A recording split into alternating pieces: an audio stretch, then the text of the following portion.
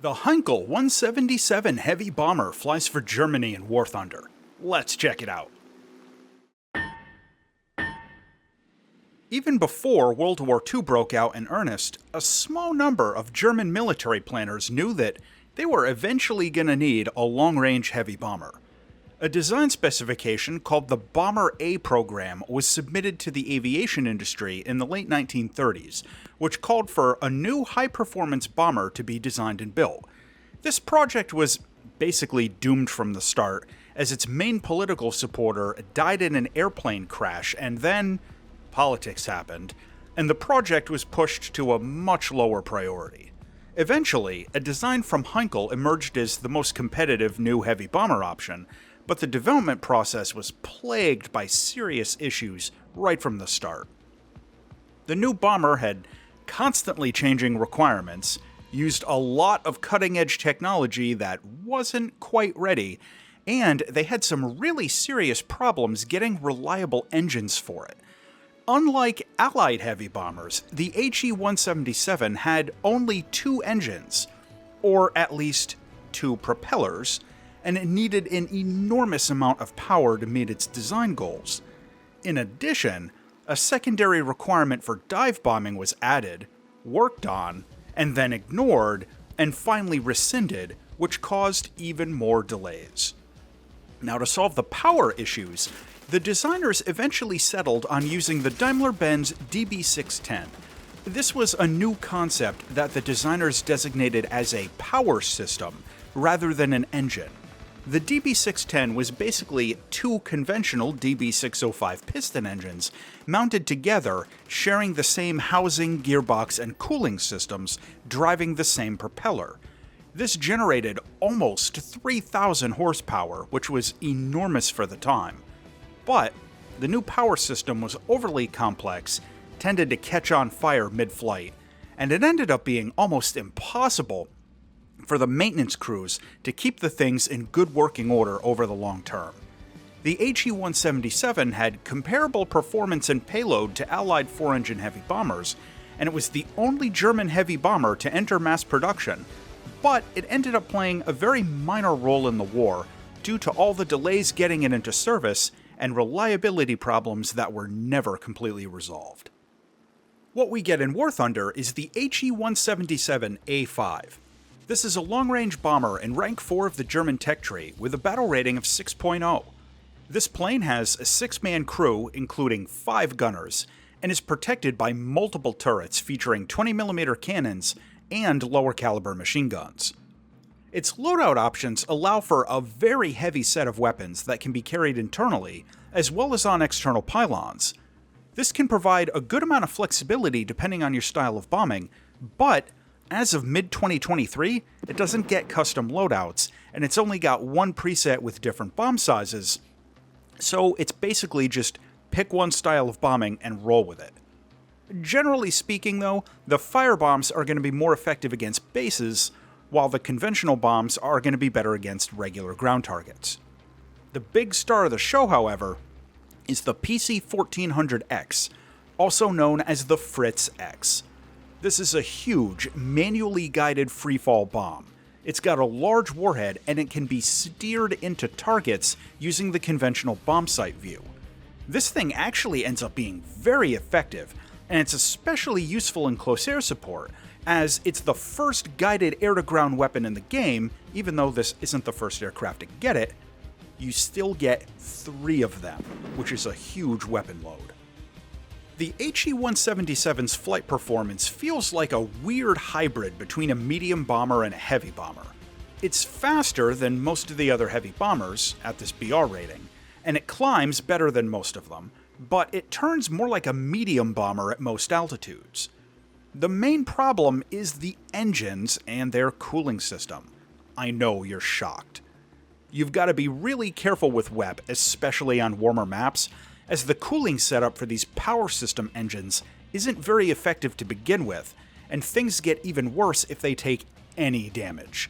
Even one small coolant leak is a major problem, and WEP should be reserved for brief use at safe temps.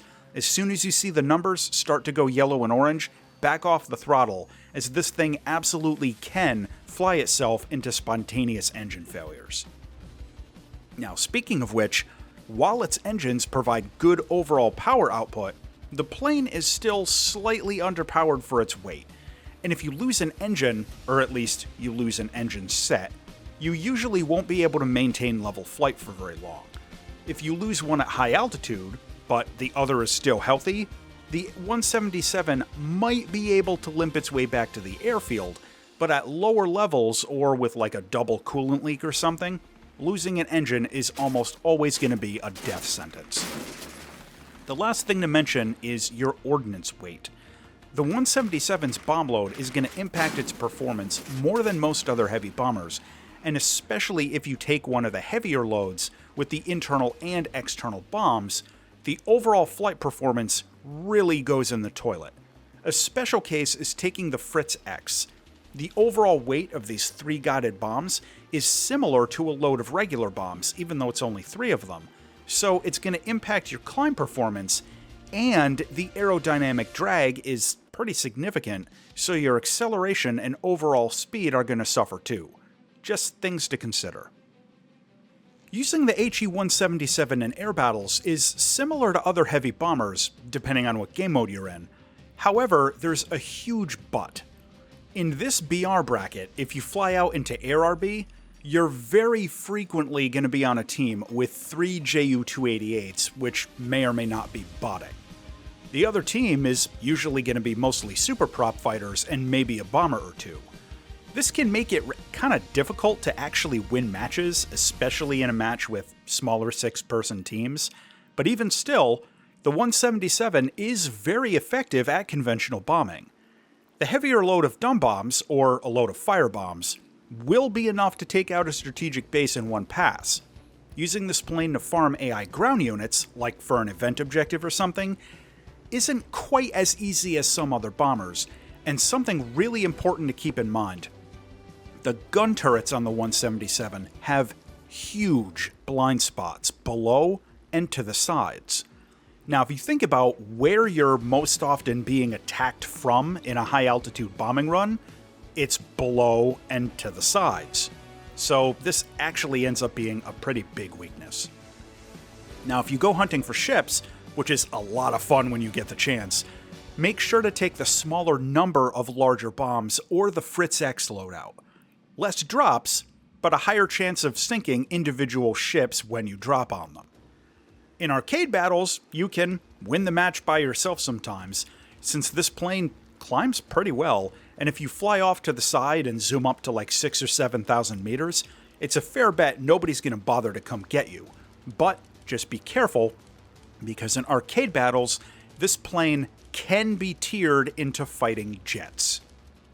Flying close air support over a ground battle can be a challenge, but it's a lot of fun, and you've got your secret weapon, the Fritz-X. Now, in real life, this was intended as an anti-shipping bomb to take out cruisers and stuff, but if you fly out as Cass, it's actually pretty useful for attacking enemy tanks, especially snipe campers off on a hill or SPAA hanging out in the rear. If you need more info on how to operate the Fritz-X, I go into more detail with the controls in my complete guide to air-to-ground weapons. Shameless plug, and I'll put a link in a pinned comment. Visually, this is a really unusual looking aircraft, but I'm pretty fond of it. There are 5 custom paint jobs for the 177, and as far as heavy bombers go, this one isn't too bad. The glazed over nose setup and the twin engine layout create a very distinctive shape. Landing this plane is actually pretty difficult at first.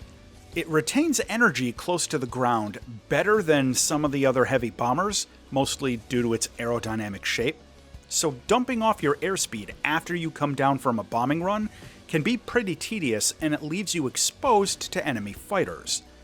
The big surprise, though, is that without a pretty high throttle, the plane just falls out of the air once you get below around 200 kilometers an hour. So at first, you're coming into land and you can't dump your airspeed, and then all of a sudden you can't keep it. I strongly suggest practicing landing in test flights, and you can drop your gear and flaps safely at around 250 kilometers an hour. The cockpit is another low-poly placeholder, and frankly, it's awful. With a little practice, you can line up some reasonably accurate bomb drops from the cockpit view at low altitude, but it's still a pretty bad eyesore. To close out on the He-177A5. This plane carries a reasonably heavy payload. It has a decent rate of climb, it can take more damage than some comparable planes, and it gets the Fritz-X manually guided bomb. However, it has a really long takeoff run when you respawn in. The cooling system is highly vulnerable, and the gun turrets have some major blind spots. The final verdict on the He-177 is that this is basically the heaviest bomber you can get flying as Germany. The ability to take the 3 guided bombs at battle rating 6.0 is a huge advantage if you fly as close air support, but like other large bombers, it's still vulnerable to interception. As always, thanks for watching.